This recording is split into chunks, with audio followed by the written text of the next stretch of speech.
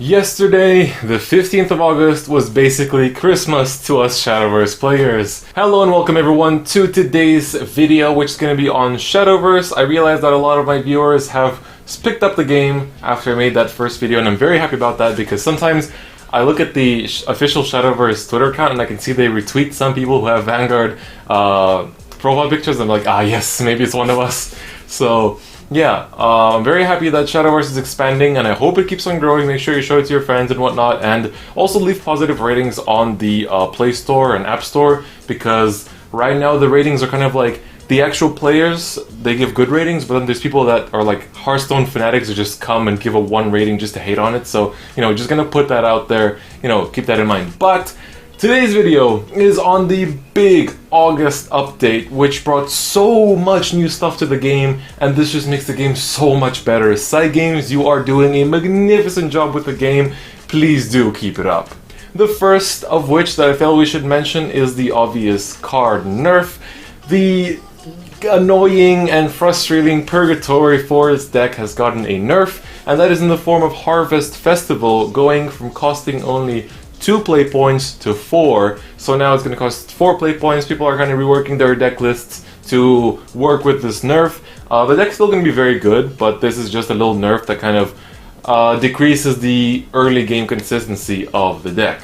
Another one of the new things is that the individual stories of each of the crafts has now received a 7th and 8th mission. If you clear the 7th mission of any of the crafts, you will receive the sleeves of the respected ones, so do keep that in mind. And then if you clear the 8th one, you'll receive an arena ticket. So that's 7 free arena tickets, and we're going to talk about arena in just a moment. Another new thing that they implemented is score rewards. So now when you play ranked, for example, when you get a win, you get 100 points, and then if you're below a 0, you get some extra points for consecutive wins. And then these points will now also give you rewards like coins, tickets, vials, stuff like that, which is very, very good because that actually gives you even more motivation to play ranked, which is really, really cool. Another really important point that, like, they haven't really talked about this too much, is more of a kind of like you have to look at the achievements to realize this, but if you go to solo play and play against AI, if you play against Sword, Dragon, or Shadow and play and win against the Elite difficulty, you get 200 rupees for each. That's 600 rupees. That's 6 packs, essentially, or 4 arena runs. So definitely do try to defeat them and get those free coins, because this is definitely a lot of, you know, free money, basically. And when they give Elite difficulties to the other crafts, you can do the same, I'm pretty sure. But for now, there's only just these 3. Now, Take 2, or Arena Mode as we can call it, is the brand new mode in Shadowverse that they've actually planned from the very start. I was reading some Q&As they did back in April, and they already said, like, yeah, this is something we're doing. So, how Arena Mode works in Shadowverse is that you pick one of 3 classes that are given to you, and then you pick one, and you have to play 5 games. The more you win, the better your rewards, but even if you lose all 5, you will still get 1 pack. So, you know, that 150 coins or 1 arena ticket or 150 crystals will not go to waste. Now, if you win all 5, you'll basically get 350 rupees and a pack, so that's essentially 4 packs for 150 coins. So definitely a very nice new system. It lets you grind for gold really easily, so when the next set comes out, a lot of people are going to be saving that gold that they grind from Arena to buy a lot of the new packs. Now, obviously, you get the 5 matches. Obviously, you can go like 2-3, 3-2, 4-1, and the amount of rewards you get will depend on how many wins you get. Right now, there isn't really a specific number of stuff that you get per amount of wins, but it's kind of an estimate. Like, if you win 2, you get like 45 rupees and a pack. If you win just 1, you can get like 10-15 rupees. If you win 3, you get like 70-80, and then if you win 4, it's like 150. So that's the kind of estimate that I've seen, and also from playing, that's kind of what I've seen as well. And you also get, sometimes you get some vials as well, so kind of depends on the run, but just try to do your best to get those 5 wins and you get the best rewards, essentially.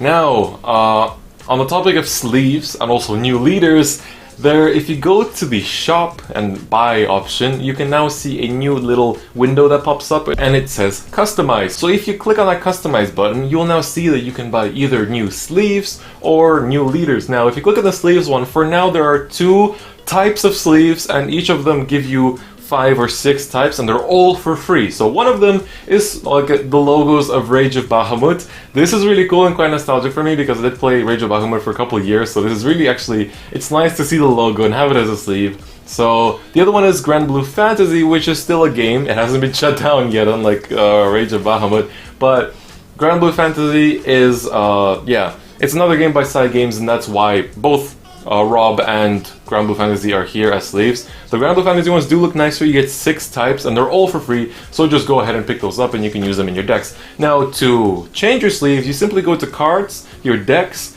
and then you click on any of your decks and then click on the sleeves button, and then you get a choice of whichever sleeves you want. Don't forget that for beating the 7th mission of each solo story, you also get sleeves of the craft that you clear the mission of, so you can also use those. Now we've talked about sleeves, let's move on to the leaders that you can actually buy. So let's first, so as I explained, when you go to the shop you can buy the sleeves, but you can also buy new leaders. Now there's one set where you can buy all 7 of them, because you get 1 each for each craft, so you can buy all 7 for 2,800 rupees or crystals, and so you kind of save 700 crystals or rupees respectively, instead of if you bought every single one by one. But let's take a look at each of them one by one, just for those of you that don't know yet. The first one is Selwyn. So this is actually not a card in the game yet, but it might be in the future. And all of these come from Rage of Bahamut, which is kind of nostalgic for me, which is, you know, pretty cool. And yeah, so this is the forest one. Next up we have Latham for sword, and I thought I would mention that when you unlock one of these, you not only get the leader, but you also get their sleeves and their icon, so you can use those in the game as well. Next up we have Erasmus for runecraft, Forte for Dragoncraft, which is very nice. It's tempting for me to buy, even though I don't play Dragon, but I would like those sleeves for sure. Then there's Mordecai for Shadowcraft, which is also a very nice one. Vanya for Bloodcraft, so in case being a lolly in Shadowcraft wasn't enough for you, you can also do it in Bloodcraft now. And this is also not a card in the game yet, but it could be in the future. And finally, for Haven, we have Garuda. So, not exactly the most appealing one, but there's that. Now the final point that I thought I would mention is that there's a new rank added to the rank system, which is the Master rank. So it's kind of like Legend and Hearthstone. Basically, the ranking system used to close off at AA3, but now if you go beyond AA3, you get to the Master rank, and then basically your highest, you become rated just on your Master score, which, you know, goes up as you keep on winning.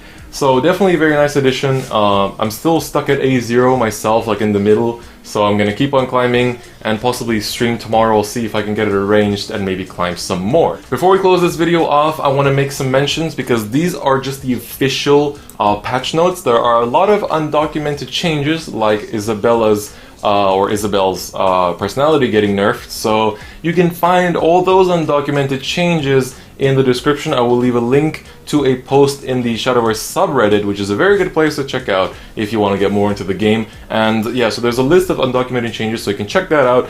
And speaking of the subreddit, they're also doing a tournament on August 27th, which has a total prize pool of $100 for the top 5, and it can even go up more depending on the donations that they get throughout the stream of the tournament. So very big hype, because this is actually, you know, one of the first big Western Shadowverse tournaments, because Japan already has them. I think they've had them for a couple of weeks now, but yeah, this is a pretty big one. In my entire history of playing Vanguard, I've never actually had a cash prize, so this is actually pretty cool. Sadly, I won't be able to participate because I'll be in Japan at the time, but if you're interested and think you can win the whole thing, or even if you want to just have some fun, do make sure to enter. I'll leave a link in the description to the subreddit post, and you can check it out. It mostly follows the Hearthstone rules of tournaments, so there's also a video explaining that in there, so do check it out. Another thing that I should have probably mentioned at the start is that if you log in right now, you'll get 4 free pack tickets and 3 free arena tickets. So even if you don't play the game that actively and just want to open some free packs, do log in and, you know, get some free stuff. So that pretty much wraps up this Shadowverse video. I know that quite a few of my subscribers are now players of the game, and I guess the Shadowverse community kind of appreciates these videos as well, it seems. So yeah, that's pretty much it for me today. I'll see you guys next time. Bye bye.